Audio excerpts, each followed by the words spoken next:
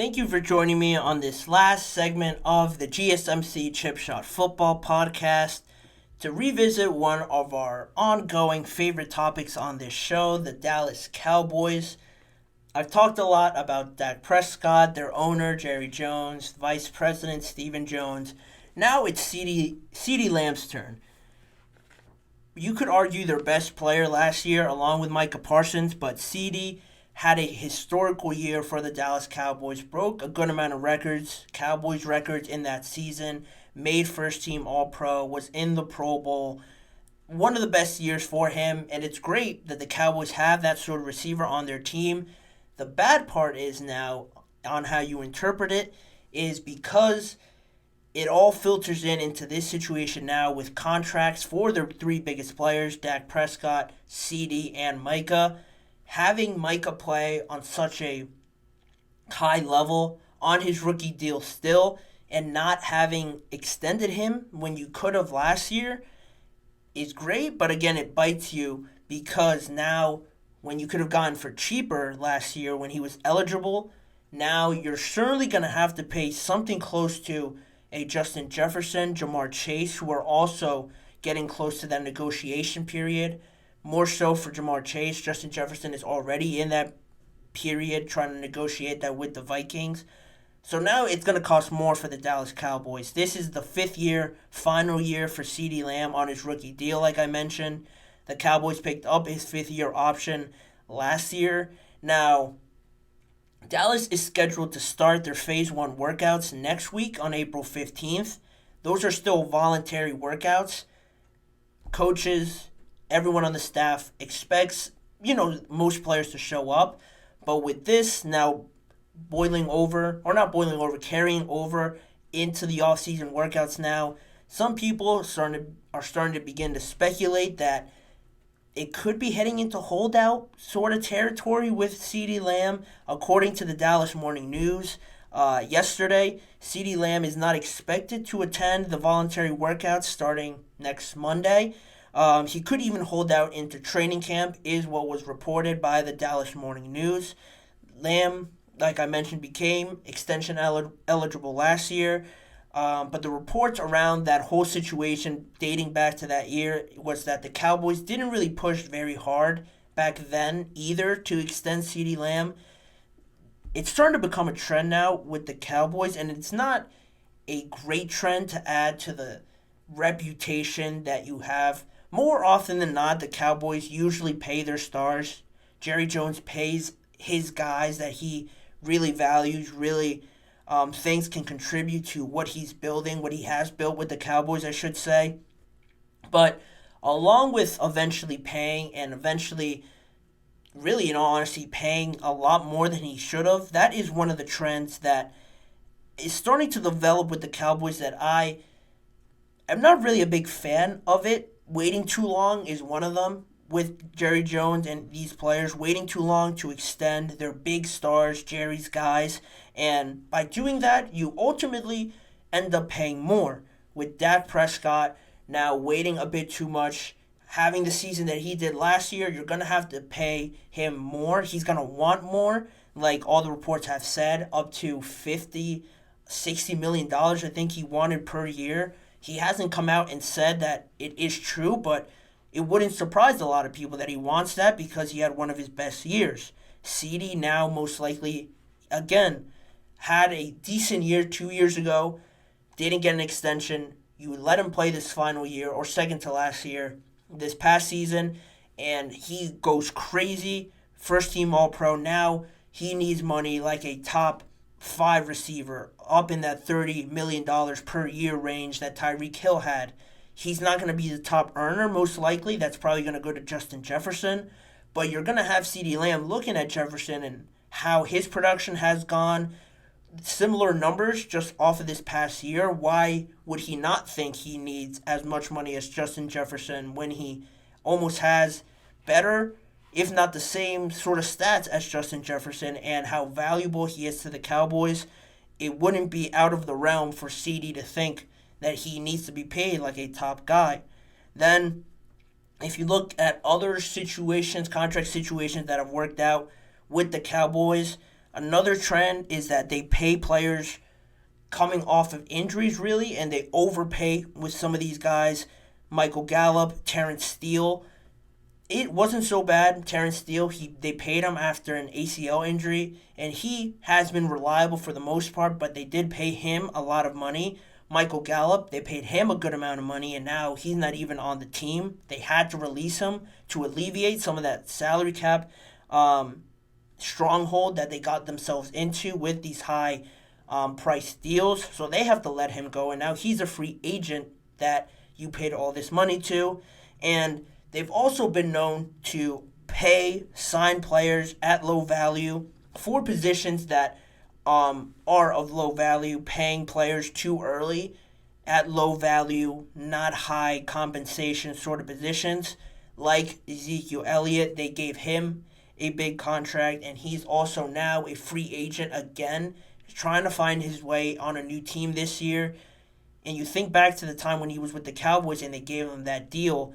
Was it smart to pay him so early at a running back position? I've said on this show that I'm not a fan of the way it's trending, but the way that the Cowboys knew that this whole running back market was sort of panning out and they still gave him that much money. I don't know how much per year, but still, with that deal with Zeke, it hasn't worked out now. In hindsight, you look back to Jalen Smith is another one. He came in off of a bad knee injury, had some production in some years with the Dallas Cowboys, but when he signed a deal, he is now currently, you look at his situation now, he is a free agent, hasn't been a significant part of a team in some time now. So all of that wraps up in a cycle that the Cowboys just constantly seem to find themselves in. Zach Martin, I want to say, is another player that is also in the last year of his deal, this year or next year. So another significant part of your team that you have to figure out. Are you ready to move on from Zach Martin as well? All of these things tie in together when you're talking about the Cowboys and these players, because instead, now, if there is a holdout with CeeDee Lamb, if he does decide to go this route, which it has come out recently through an interview with TMZ or just speaking to TMZ, whenever, yesterday or today, CeeDee Lamb has said that he will be with the Dallas Cowboys this year, but he didn't really specify in what aspect. I think they asked him when the season starts, and he said, yeah, he'll be in Dallas, but he didn't mention anything about training camp, OTAs, mandatory minicamp. He didn't mention anything like that. To avoid fines, he can be there, but he doesn't have to participate in any of the drills or practices where he could get injured, and there's that risk, so he holds that leverage over the Dallas Cowboys. It's a strategic move that has most likely worked out for the players that have decided to go this route. You look at Chris Jones, his was a bit more of a serious holdout, holding out into the season until the Chiefs eventually gave him that one-year deal for a good amount of money. Then they've extended him this offseason. That worked out for Chris Jones. I'm not saying CeeDee Lamb is heading that way, or I'm projecting him to be that extreme about it, but it is just a strategic and a smart move for CeeDee Lamb to get the ball rolling a little bit, because the biggest thing with the Cowboys and these contracts that just start piling up, they're almost like a shield or a cover-up for the real problems that they still haven't addressed. By stacking all of these problems and trying to figure out their biggest stars, because that's also very significant, by doing that, they just add to the list of problems. Once they figure out Micah Parsons, once they figure out CeeDee Lamb, and maybe Dak Prescott, you still have this long list of defensive line help that you need, defensive back help that you need. Stephon Gilmore, probably your best cornerback last year, is still a free agent. You still have him to figure out. Leighton Vander Esch just retired, so you need linebackers. You need spots on that offensive line. Another wide receiver to add on to CeeDee Lamb to complement that offense, as well as running back. When are the Cowboys going to get to all of these positions that they need to fill out if they're stacking up CeeDee Lamb's contract, Micah Parsons' contract, Dak's contract? Trying to figure out and negotiate with that takes up a lot of time which frankly they don't have if they want to build out this roster to the best of the ability that they can. I know it's only April 9th now, a long time from playing football, from being week one. But again, the way that the Cowboys have built this reputation of taking their time, a methodical, long time to figure out all these things, you can't help but think it's just gonna carry on into August, September.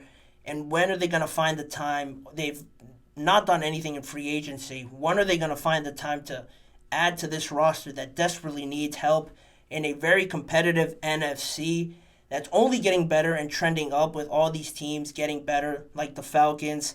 The Bucks are no joke.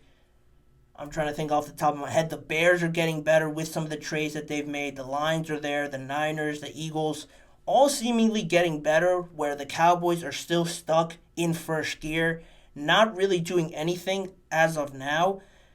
They're always going to use the excuse of salary cap and not having enough cap to work around it and get all these players. But if they would have figured out some of these extensions earlier to benefit them, they'd have a bit more wiggle room with their salary cap to figure out some of these issues. Now it's starting to back up on them, and they're not going to, in my estimation, they're not going to have enough time to figure out every single one of these needs and fill out a competitive roster. But we've seen this already for a few years from the Cowboys. It's not really anything new. And it could be coming to a point where you're going to have a roster turnover of sorts, and it could be looking different in the near future for the Cowboys if they don't pick up the pace a little bit with this team. The Cowboys are the Cowboys. You know, I say all these things, but it just turns out the same way as it always does every year. I'm hoping for a change this year, but we shall see where Jerry Jones take this season. But in saying that, I have run out of time on today's episode. I want to thank you guys for tuning in to today's episode of the GSMC Chip Shot Football Podcast presented by the GSMC Sports Network. Please remember to like, follow, and subscribe to the show, as well as both Sports Network and podcast networks on YouTube. Make sure to also follow us on Facebook, Instagram, Twitter, and TikTok for more of this network's content. If you want to see more of me and the GSMC Chip Shot Football Podcast, check out the YouTube channels, the GSMC Sports Network channel, and the Podcast Network channel for YouTube shorts that are posted on there daily.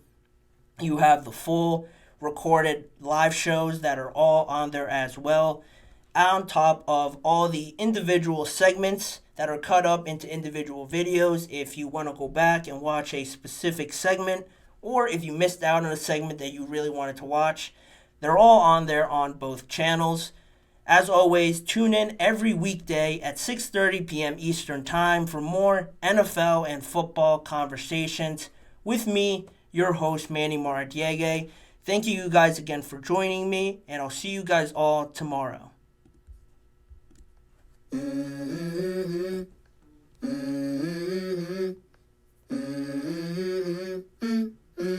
Let's go.